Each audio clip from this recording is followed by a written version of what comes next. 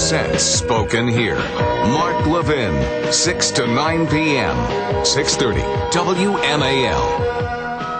And we are back. Derek Hunter along with Mary Catherine Ham and Brian Darling on The Big Show on WMAL.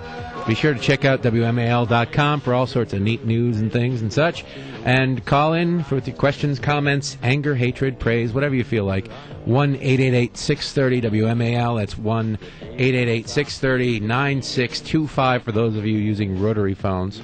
On the line with us is Andrew Breitbart, and I played the there for you. Yeah, thank you. This is the day. I appreciate that. You're a huge 80s fan, 80s music fan. No, all British 80s, 34.7% gay, alt Brit rock. Yeah, it's my genre. Well, there you go. I know that about you, and I wanted to play something. He's nothing if not a specific man. Yes, he is. This is only 32% gay. Get it out of here. It's trash. But let's Pigford. Now, we've got a little theme song here for the Pigford scandal, and let's see if you recognize the music here, Andrew. You should be able to recognize that music.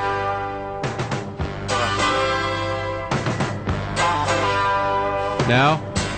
No, hold on. There you go.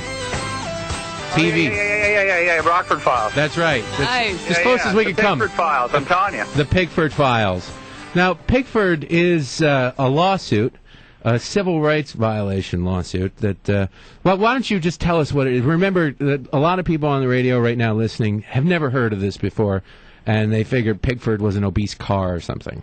Okay, first of all, it's bigger than Acorn. It makes Acorn look like a child's amusement park ride at, Six Flags over Delaware. I mean, it's nothing. I mean, Acorn is nothing compared to this. This is this is a fraudulent scam, the reparations movement gone pro, and it used a group of legitimately hurt and violated black farmers who had been basically ripped off the land by the USDA. There were about 157 of them, the majority of which are more than happy to testify before Congress to tell them what the class action attorneys and specifically the Democratic Party, and more specifically the Congressional Black Caucus did to commandeer their legitimate grievances in order to get a pay-to-play vote scheme in which quote-unquote non-farmers, not the farmers, non-farmers got $50,000 checks. There were 18,000 black farmers in the country in 1997, the last year that the discrimination took place, according to the lawsuit. It was discrimination by the USDA between 1983 and 1997. There were 18,000 black farmers in the country, 3,000 of whom actually had paperwork with the USDA. The people behind this lawsuit said that there would be a maximum amount of 2,000 to 3,000 claimants when all was said and done. We ended up with 90,000, out of 18,000. By the end of Pigford 1, the end of the statute of limitations, which had been extended exclusively by the Congressional Black Caucus, there were 22,500 farmers, 4,500 more farmers getting paid than there were black farmers. This thing was majority fraud. It lay dormant until 2007 when the head of the National Black Farmers Association, who gets paid by the class action lawyers to do speaking and to bring people into the lawsuit to make money off of the lawsuit, went to Barack Obama and said, we need an extension again of the statute of limitations.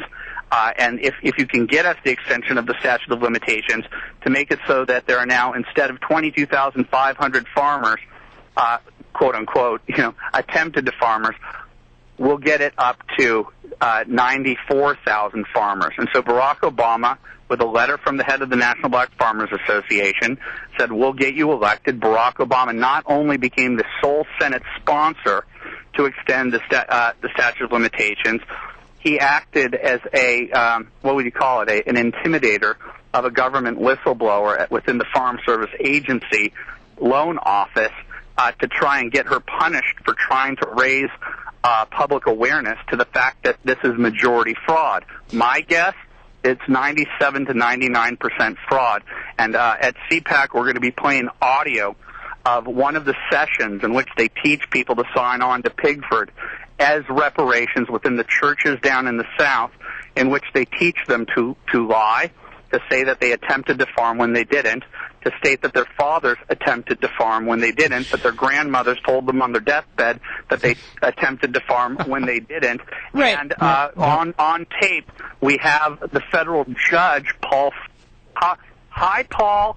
We've been trying to call you to tell you about this tape where they implicate you in this scam. It's illegal, real quick Paul. question, just to bring it back for a second. You have a great report on the website, biggovernment.com. I urge all the listeners to go check it out. But let's take it up a second. I mean, how much are we exactly talking about? In your report, you talk about trial lawyers enriching themselves, activists, politicians, also lobbyists are enriching themselves. How much did the taxpayers get billed by the settlement?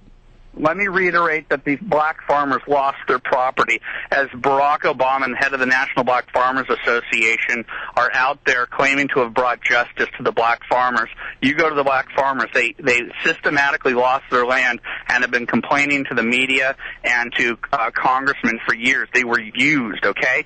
Used to get, in Pigford 1, $1.5 billion, and in Pigford 2, $1.15 billion. Well, actually, $1.25 billion. So far, it's $2.75 billion, and the black farmers all lost. Most of them lost. And it's not their land. done. So far is literally so far. They're going to come back for more. They're going to come back for even more. Oh, my goodness. Of course they are, because it's a vote for play. We have video of Othello Cross, who represented perhaps all, but at least the vast majority of the claims in Arkansas. He's an officer of the court, the class action lawyer who represented thousands of Pigford claimants, and Lee Stranahan, who I hired from the Huffington Post. Yeah, a lefty. The left has to hate him now because he's working with the devil. Yes, I just told him, you go down there and prove me wrong on this. The first lawyer he went to, Othello Cross, said, my own clients got away with murder. Hundreds of them. It was so easy to defraud the government, is what he said, because it was created so that you could go in there and say, hey, look, I attempted to farm. Okay, here's your money. But the black farmers, what we have on tape when they teach you how to defraud the government, on tape, the head of one of the Black Farmers Association says, if you put on your claim, on the question form that you farmed, you're not going to get your money. So right there, the head of the Black Farmers Association, claiming to represent black farmers, is admitting that if you were a farmer, this thing was crafted by the class action attorneys to the benefit of the Democratic Party as a means to get out the vote. I'm telling you, $50,000 checks, 94,000 of them, do a heck of a lot down in the rural South. Right. Because people... Yes. Andrew, I want to ask about the black farmers. Have you talked to some of them, and what is the recourse that they have in their communities, or do they have any at all? I mean, they likely all have Democratic representatives, so do they get response from these guys? What has been their experience? We got on video last week a series of black farmers who went to Sanford Bishop, who's in the Congressional Black Caucus. He represents Columbus, Georgia, Albany, Georgia.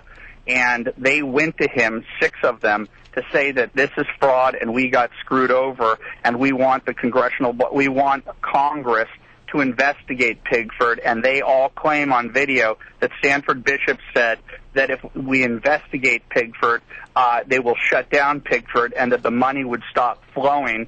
And he freaked out. And he went to his local papers, the Atlanta Journal-Constitution, the Albany Herald, and the Columbus paper, and stupidly kept changing his story, but he admitted he knew about the fraud that Vilsack, the head of the department, says doesn't exist. But what am I supposed to do about it? I don't have oversight on this. Well, Darrell Issa does, and he's going to start looking into this. Well, you know what? My big fear is that the Republicans are a bunch of wimps and are fearful of race issues. But listen to me, Congress.